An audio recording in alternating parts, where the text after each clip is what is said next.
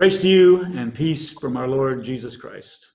Good evening. It's good to be with you, and thank you for sharing this moment with us. I have my friend and brother in Christ, Doc, or Dr. Michael Brown. He is the minister of the Westview Church of Christ in Huntsville, Alabama. He's also an engineer at the Marshall Space Flight Center, which recently was a part of the launch here in the last few days from NASA. So I'm grateful to have the opportunity to have a conversation with Doc. Doc is also an author, and he has quite a number of books out with 21st Century Christian. He is published recently about salvation on the book of Romans. He has a couple of books in the future here, one coming out pretty soon on love letters, about the letters of John, and then another about worship, drawing near to God. So you might want to check those out on Amazon or 21st Century Christian website. So Michael, Doc, it's good to have you, brother. Thank you. Good to be here. Well, I'm excited about this conversation. Doc and I have known each other a long time. Goes back to the 70s in New Jersey and Pennsylvania, Philadelphia. And grateful to know him and grateful for those moments when we get to renew our friendship. And this is one of those moments. So, Doc, it's thank you for being willing to come and talk about a difficult subject, but a subject we need to talk about, race. Absolutely. Absolutely. So I wanted to ask you a question just to kind of get the ball rolling here. I want you to think that I want you to imagine this situation. I've invited you to come and speak to this all-white church. What do you think the church needs to hear from your perspective and from your experience and your faith in God? What is it that you would want to say to the church? So this is a very good question. I would think under the current circumstances, if that invitation were extended for this coming Sunday, I would want the church to try to get a better understanding of the message coming from Black people. I think this situation with George Floyd, the tragedy, the murder that it has been or that took place, is a perfect opportunity for us to do some soul searching and really ask ourselves, do we really see Black, brown-skinned people as equal to ourselves? And I think the church is the first group that needs to ask that question, because I think the church is the only group that can really not only give an answer, but help resolve the problem, lead the way in resolving the problem. So I would want the members to understand the history of second-class, no-class citizenship that my people have felt, frankly, since we've been brought here. You know, 401 years have gone by, and throughout all of those years, the things that have been done to people of color have been tragic. The things that have been done to Black people has been more than tragic. Native Americans were treated terribly. Asians treated terribly, particularly during World War II. Even today, you find Latinos and Hispanics being treated in ways that are substandard, not really looked at as fully American. All of those things they're tragic. But I feel that what's been done to us, not to compare pain, but just to look at the facts, no other people has been singled out simply because of who they are, simply because of their skin, and treated as if not even human. We have the tragedy and the pain of not even being able to go back to our motherland and to be seen as the same as them, because they would think of us as, well, we were never enslaved.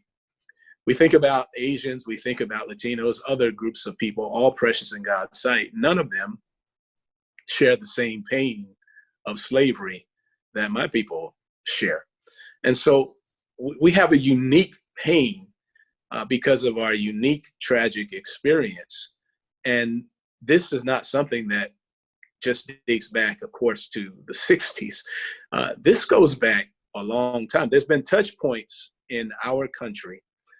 We've had the Revolutionary War that was supposedly going to be freedom for everybody, and the Declaration of Independence and all of those great things, but never included us. We had the Civil War, where our people were called into battle reluctantly, but eventually called into battle and served along with white troops, but served in such a way that they were given the worst preparation and the worst equipment. The 54th trying to take over Fort Sumter. There's a book called Forged in Battle, and it talks about what happened to those soldiers once they were captured, and fought valiantly. And then after that's over, you have a brief period where the wrongs are somewhat redressed in Reconstruction, but then that goes away, and a new slavery is Jim Crow. And that takes us another 100 years, and we get to the 50s and 60s, and we are seeing some progression.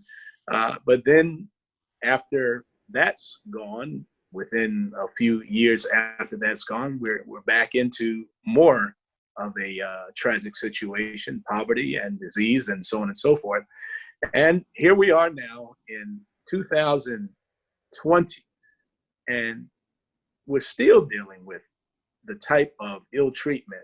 George Floyd's, I think it was his brother that said today to Congress when he was speaking, that George was killed for over $20. And he raised the question, is that what a Black life is worth? And for some people, I think that's probably a bit much. So I would want my white brothers and sisters to see that this is not just something that started 3 weeks ago, and we are going to die down from the protests and so forth and feel like, okay, it's all over.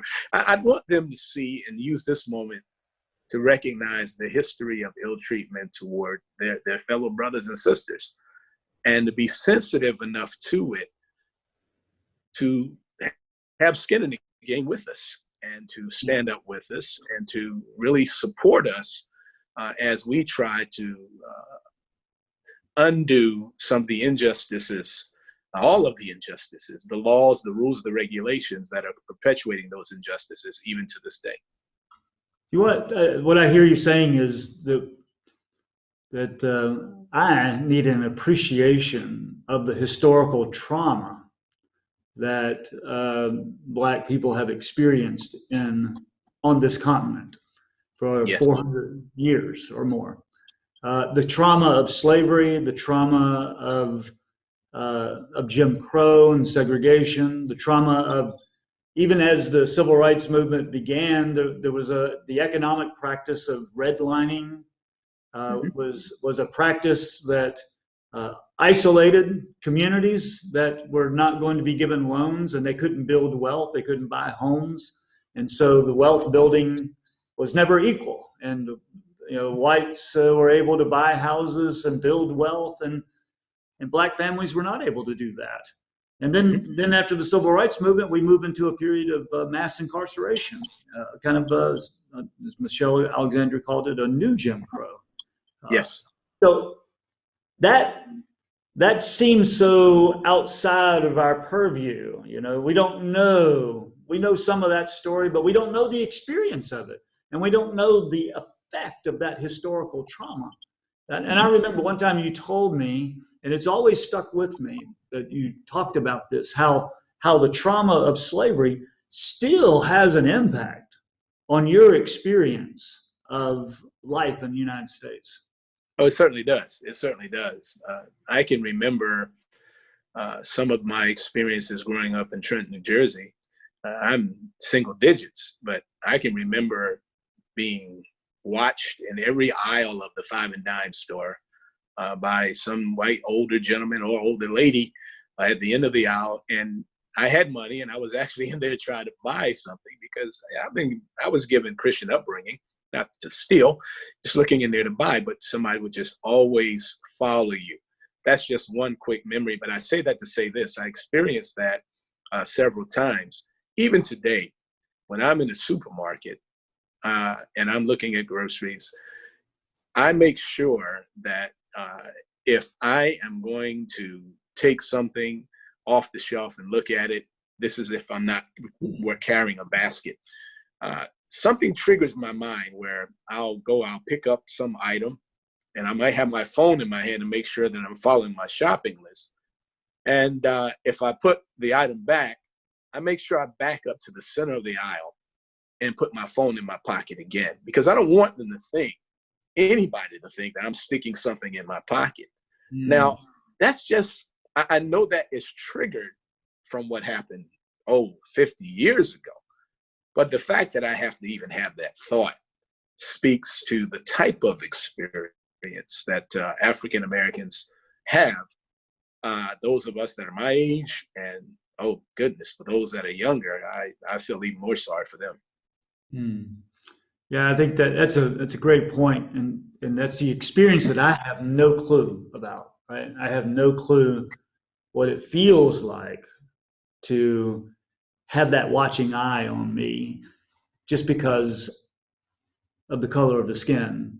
That somebody's watching me because they have stereotyped me or profiled me in a certain way, that we expect you to steal something. We're going to watch you, right? And we have that as a people group stereotype, and a people group that we say, well, those are those people, right? They do that. And when we stereotype it that way, we participate in a cultural perception that fosters it, continues it, and is rooted in some racist ideas about who people groups are and what people groups do, right? Yes, it feeds the beast. It feeds the negative narrative to such a degree that we become so caught up in our own caste type. And I want my white brothers and sisters to be able to see all of that and to understand it. No, you can't be in the shoes to feel. I understand it, but at least be sensitive enough to it so as not to cast it off as that's normal. Yeah. Yeah, like we can so easily hear something like that and say, "Oh, you're just being paranoid."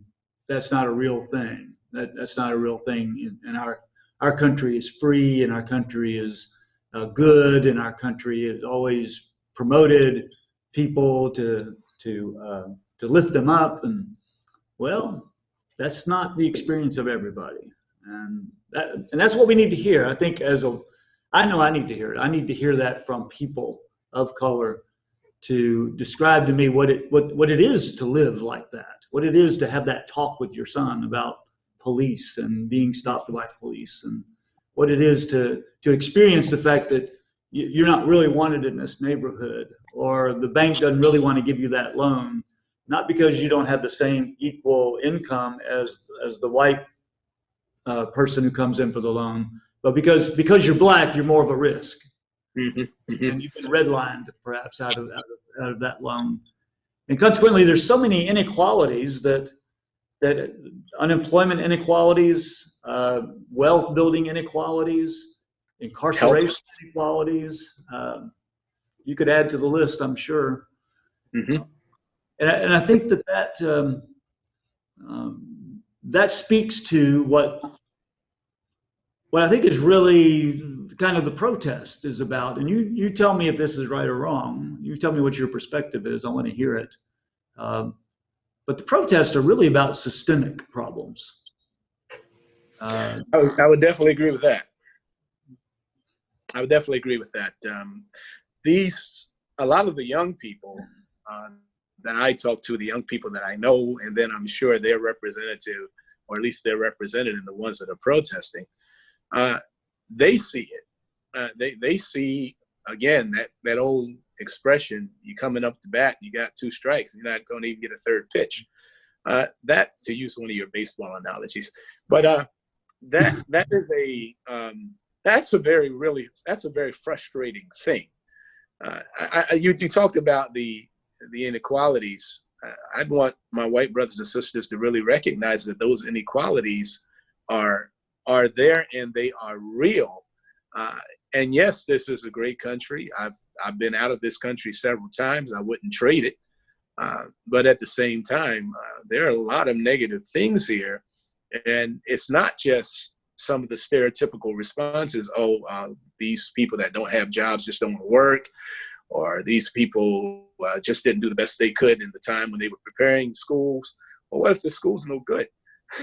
What if you don't have the resources that you need, nor the caring faculty that you need to get the quality of education you need? What if your conditions during your upbringing weren't such that you could afford to really prepare yourself for better opportunities? What if you're still in the cycle of poverty where you say, well, the next person can always make you better? Well, if you don't know any better, you're stuck in the same system.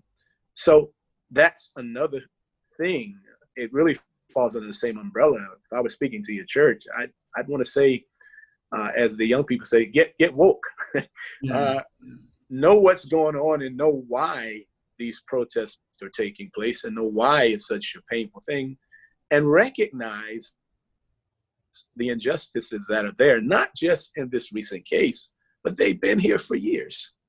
Right. That's part of the systemic elements. I think when I think about that systemic, I say, well, all these problems are so complicated, and they are complicated. There's no easy dimension to this. But to deny that there's some kind of systemic problem here, a systemic problem in economics, a systemic problem in the justice system, a systemic problem in housing, for example. I think to say there's no systemic problem is a failure to know the history well, and to know how the history and the policies, like redlining policy, created the opportunity for these inequities.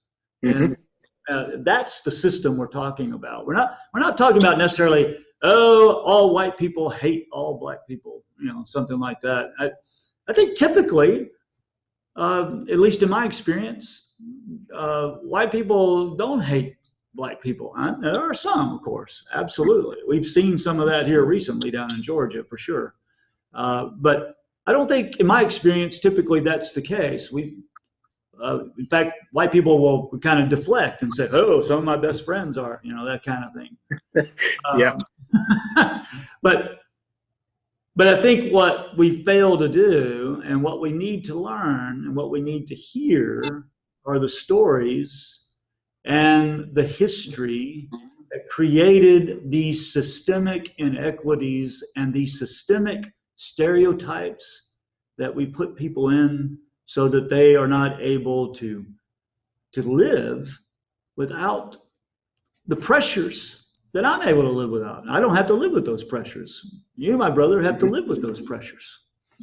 Yeah. And that's a great point. The whole idea of the systemic nature of the problems we're dealing with. I don't know that enough good, meaning, God-fearing, kingdom-building minded white Christians understand that nature, that systemic nature, that these problems have gone around. Look at what the coronavirus has revealed. We're dying faster because we're sicker. But it's not like we haven't tried to take care of ourselves. I mean, there have been passed down. I look at families where there's a single mother who has been stretching herself in every way to make ends meet. And these children are coming home, and there's nobody there to have a healthy meal. So you buy what's quick, and you prepare it, and that stuff is just not good for you. And so you develop early on those seedlings that lead to diabetes, that lead to high blood pressure and other maladies, simply because of your diet. But in a way, your diet was forced on you because you really had no other means, no other way to make things better. I don't think a lot of people understand that. I don't think a lot of my white brothers and sisters understand that scenario. I know some do. And so once again, there's that systemic problem. So now you say, all right, this virus came up. Why are you getting sicker so faster? Why did you have these pre-existing conditions? Well, the conditions of this society have placed those on us for a long time. And so it's, again, that whole idea of, yes, I don't believe, or rather, no, I don't believe that you hate me, but I don't know that you understand me. I don't know that you're willing to catch it, you know? That's a good point. I don't believe you hate me. I think this is true for most people, you know, and I hope that's true for most people. I don't believe you hate me, but you don't understand the systemic and historic character of this process that has formed and shaped the present reality. Mm-hmm. And that's what you're seeing kind of arising here in these protests, and other people are coming together, and white and black and brown are coming together to articulate there is something wrong with the system. Mm-hmm. And we need our politicians, and we need our preachers, and we need our school teachers, and we need people to speak into this and to identify it and make progress toward some sort of transformation of the system so that these inequities can, over time, disappear. And there's no greater time than right now. One of the things that I'm a little worried about is that once the fire dies down from the current moment, things will slowly slip back to normal. I wrote a recent blog, and one of the things I was trying to communicate was this will go away. This will die down, and I don't want it to be. It'll die down until the next black body is laying dead in the street. I don't want this to be missed. This is a tremendous opportunity for our white brothers and sisters to join with us in pointing at what's broken. And I love the fact right now that there are so many different people, different cultures that are coming together in these protests. One of the things that I'm inspired by with a lot of the millennials and others as well is they seem to be ready to take this on and move it to change, as opposed to I'm excited for the moment and it's just going to go away. I have a hope that won't be the case. And I think the church, what an avenue for the church to pull in right now and to really hold up that banner of justice.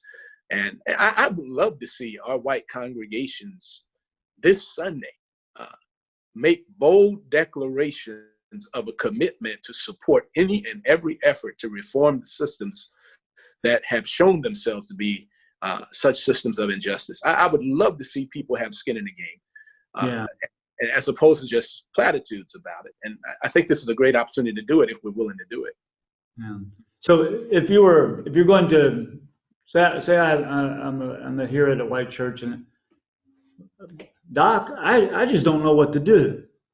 I don't hate black people. I have treated everybody well and kindly as far as I'm able to do, as far as I can see, as far as I understand. In fact, I don't think that I have any hatred in my heart for any person. But what can I do? What can the church do? What do I do next, I guess? Yeah, good question. I had been thinking about that even before you contacted me about speaking on these issues. I think education about Blackness, and I don't mean Black History Month, I'm talking about the real life, the experiences of Black Christians. I think that needs to be exposed to the white congregations. Practically speaking, you have a bully pulpit, so to speak. Have people come to address you as a congregation about what's going on.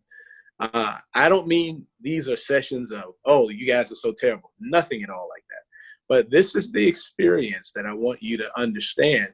Show that video of this past murder. Show that in your pulpit. Let people see it. often we can't feel it until we really see something like that. Let that be seen. Let past injustices be recognized, such as the body of Emmett Till at his funeral, and other such people. And let the story of Eric Garner and others, let that be shown and talked about from the pulpit, not from a guilt trip perspective, but from awakening. Look, this is what's happening. Yeah. And become familiar with the story. And then I would say, what else can you do beyond something like that? Be with me on voting day. Make sure that wherever you vote, you're staying aware of what's happening by way of Black people being able to make sure they can exercise their franchise. Just that they can vote at all, right? Yeah. Yeah.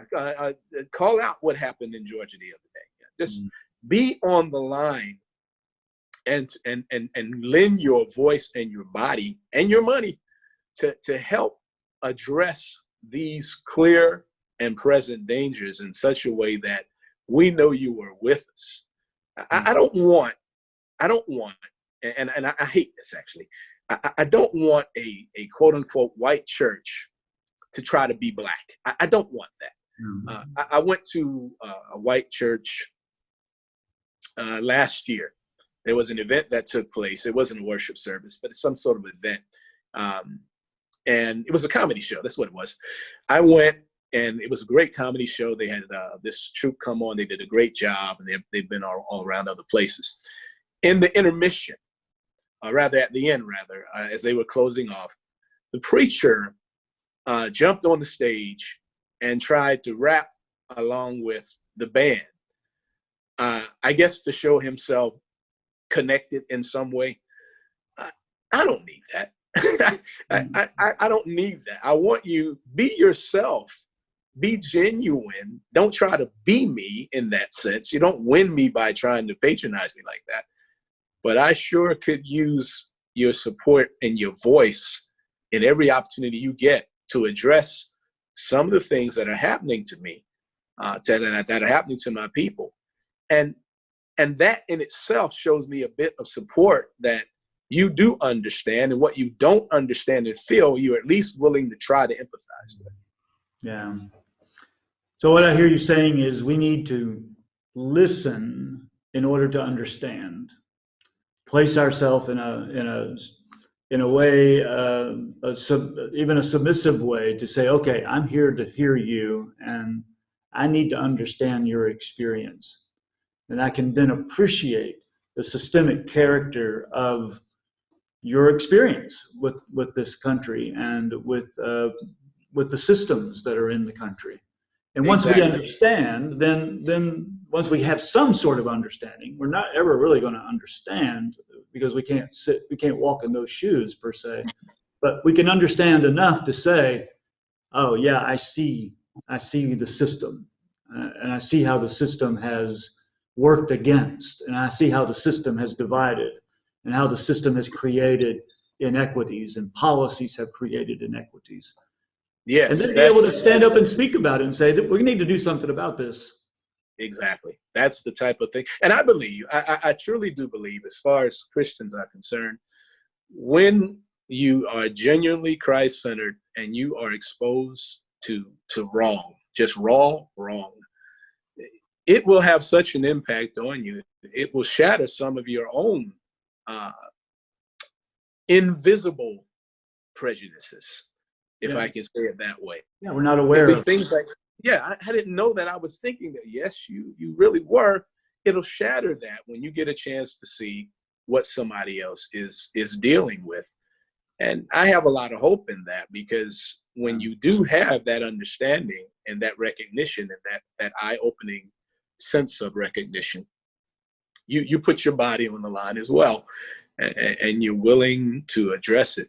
I mean, you can be among people on the job, or sometimes even in a congregation, and the more sensitive you become to the plight of African Americans in this country, the more you'll be able to start hearing things that you've heard all the time, just never paid attention to. And all of a sudden now it strikes you in a way, you go, wait a minute, that's not right.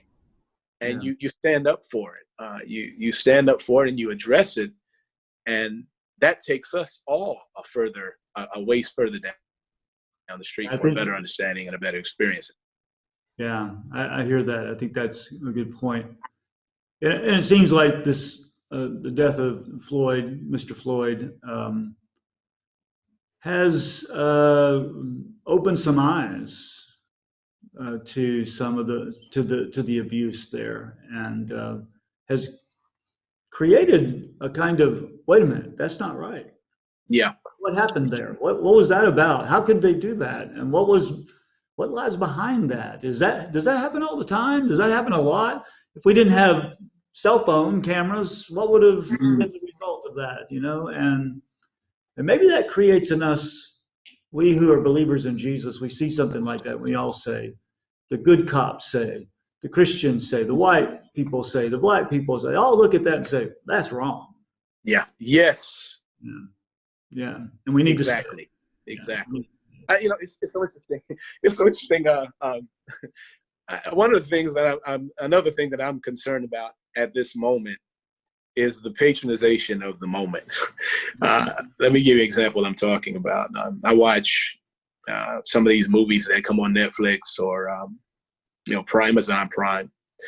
I found it curious just recently that when I went to look for a movie to watch while I was walking on a treadmill, there's this long list of 70s movies, some blaxploitation films that are all of a sudden available to watch, right? I hadn't seen them until this past couple of weeks. Now I see them all listed. You can queue them up. You can start watching them. And I'm thinking, what's this? How in the world does this help us get by and get better? It's nothing more than another sense of profiting off of our blackness under these conditions. I don't need that from the church. What I need from the church is, as we've been talking about, is that recognition of wrong, regardless of wrong, who it's being done to. Let me go a little bit further with that movie deal. So I happened to pick a movie I hadn't seen before. Started watching the movie, and in the movie, this gang of brothers catches this white guy who came to a neighborhood to pay his respects for a fallen comrade from Vietnam. They see him in the neighborhood, and all they want to do is take him and beat him badly. And they surrounded him to do that. I found myself in a movie, watching this movie. I found myself angry at them because nobody should be treated that way. I don't care who that person is. Wrong is wrong. And if we as children of God can have that mindset and be exposed to what's happening more, white Christians be exposed to more of what's happening to their black brothers and sisters, I think that sense of righteous indignation could be stirred to the degree that it shatters this myth of everything's fine for everybody. And it goes, no, and I've got to put my voice out here and let people know wrong is wrong no matter who it happens to. Right. Wow, that's a good point. And maybe that's a good place to end our conversation. We seek the good and we name the evil and say that is evil and it's not right and it shouldn't happen to anybody. And we need to act and do something about it. Absolutely. Doc, it's really been good to see you, brother. And thank you for taking this opportunity, this time with me.